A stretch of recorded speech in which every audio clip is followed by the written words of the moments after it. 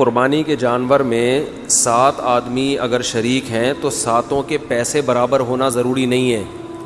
بعض دفعہ گھر کا کوئی فرد بچھڑا لے کر آتا ہے، چھوٹے بھائی کا حصہ بھی ڈال دیا، درمیانے والے کا بھی ڈال دیا، ایک ہمشیرہ کا حصہ ڈال دیا، اس میں کسی نے پورے پیسے دیے، کسی نے آدھے دیے، کسی نے کوئی بیٹھ کے پیڑے کھانے والے بھی گھر میں ہوتے ہیں، وہ فری پھوکڑ میں حصہ اس کے نام ہو گیا، تو سب جائز ہے۔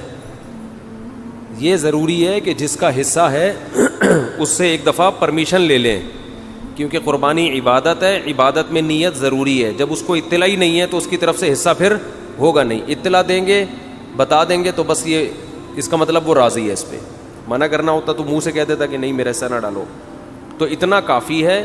سب کی طرف سے برابر پیسے شامل ہونا ضروری نہیں ہے، اور جو 7 حصے آپ ڈالیں گے سارے عاقل بالغ ہونے چاہیے، ٹھیک ہے۔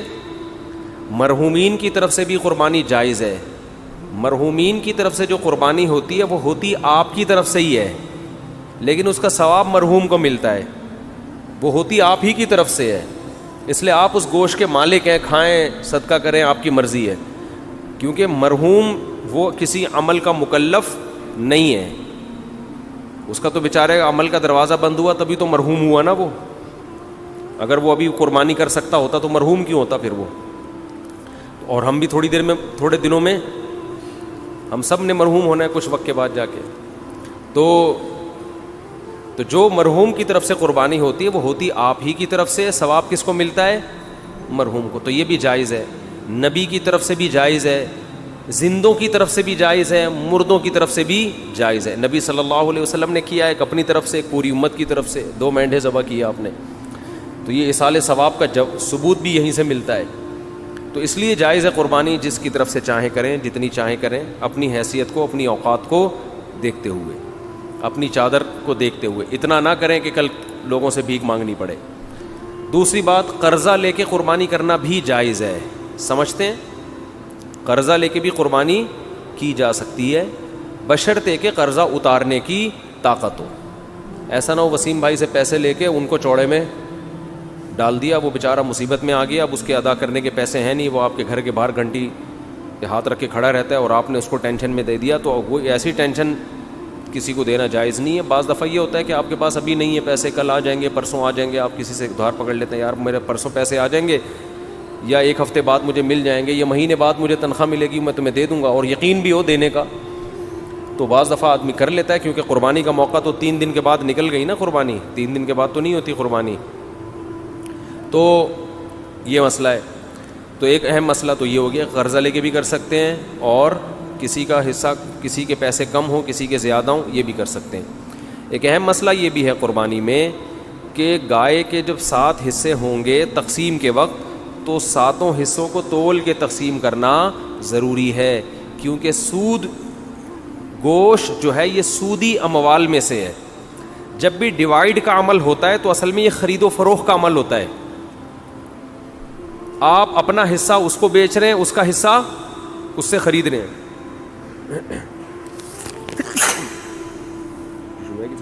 پھر یہ دھونا پڑے گا۔ تو آپ اپنا حصہ کسی کو بیچتے ہیں، اس کا حصہ اس سے خریدتے ہیں، تو یہ تقسیم کا عمل جو ہے نا، اصل میں یہ خرید و فروخت کا عمل ہوتا ہے۔ گوشت کو گوشت کے بدلے میں خریدا اور بیچا جا رہا ہے، تو شریعت میں جب بھی گوشت کو گوشت کے بدلے میں بیچا جائے گا تو برابر سرابر ضروری ہے۔ جیسے کھجور آپ نے بیچی اور اس کے بدلے میں دوسری کھجور لی، تو 1 کلو کھجور کے بدلے میں 1 کلو کھجور لے سکتے ہیں۔ ایک دانہ بھی اوپر چلا گیا تو حدیث میں آتا ہے یہ خالص سود ہے، عین الربا، اس کو کیا کہا گیا ہے؟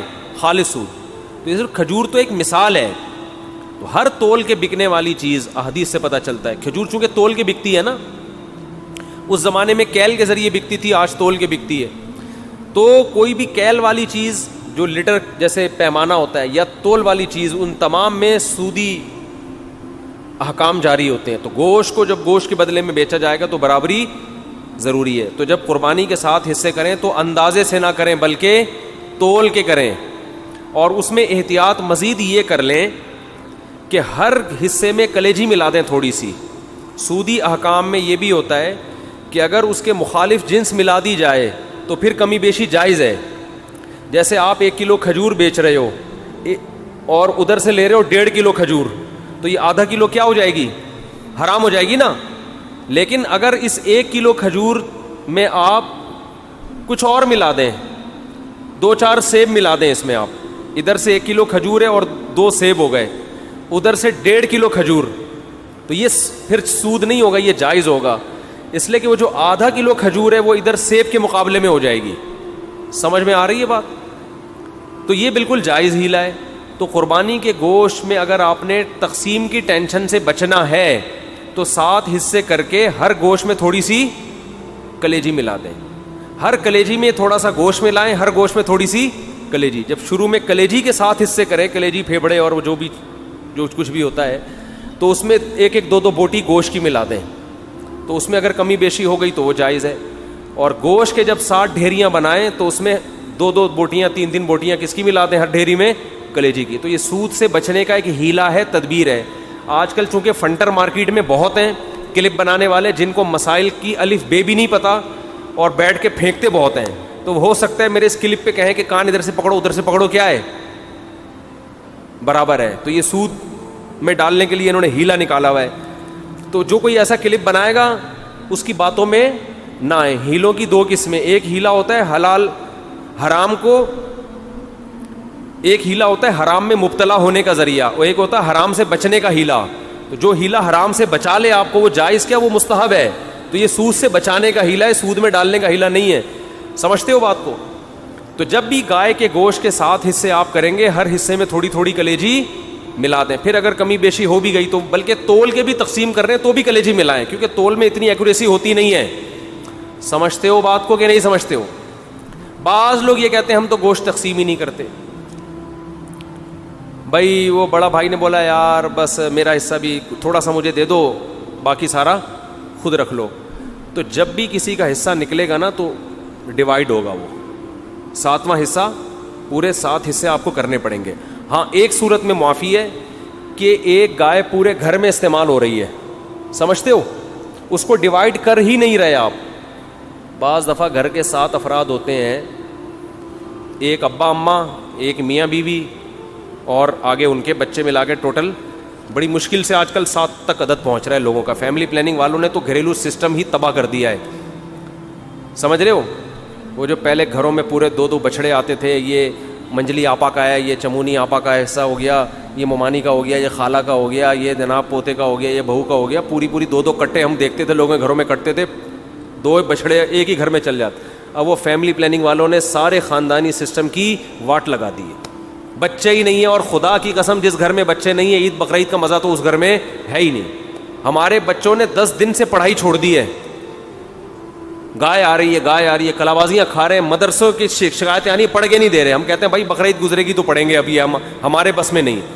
وہ گایوں کے پیچھے بھاگ رہے ہیں. تو بچوں کو انٹرٹینمنٹ ہے بچوں کے لیے یار, انجوائے کرنے دو ان کو, کیا ان میں پڑھائی کا اتنا بوجھ ڈالا. شکایتیں آ رہی ہیں, پڑھ نہیں رہے, ٹلے مار رہے ہیں چھوڑے. ہم کہہ رہے ہیں یار رات کو سوتے ہی کم وقت 2 بجے ہیں, کیونکہ ادھر پوری گائیں آ کے اتری ہوئی ہیں, دمیں ہلا رہی ہیں, ان کی انجوائے کر رہے ہیں نا کہ یار یہ گائے. کراچی والوں نے کہاں گائے دیکھی ہوتی ہے.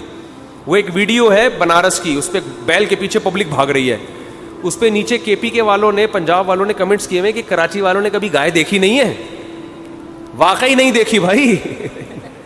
گائیں تو کھیتوں میں ہوتی ہیں یار, بکریاں شہروں میں تھوڑی ہوتی ہیں. تو ہمیں تو یہی تو سیزن ہے ہمارا گائے بچڑے دیکھنے کا, اور ایسا بچڑا مارکیٹ میں آ رہا ہے, طبیعت خوش ہو جاتی ہے دیکھ کے. دیکھو ہر گلی میں رونق ہے نا, ہر گھر کے آگے بچڑے بندے ہوئے ہیں, اتنے اونچے اونچے لمبے لمبے خوبصورت, دیکھ کے طبیعت, یہ رونق ہے اللہ کی طرف سے. تو یہی تو بقرعید کا مزہ ہے, یہی تو تہوار ہے. دیکھو اسلام کے علاوہ جتنے تہوار ہیں نا آرٹیفیشل ہیں, مصنوعی خوشی ہے, اوریجنل نہیں ہے.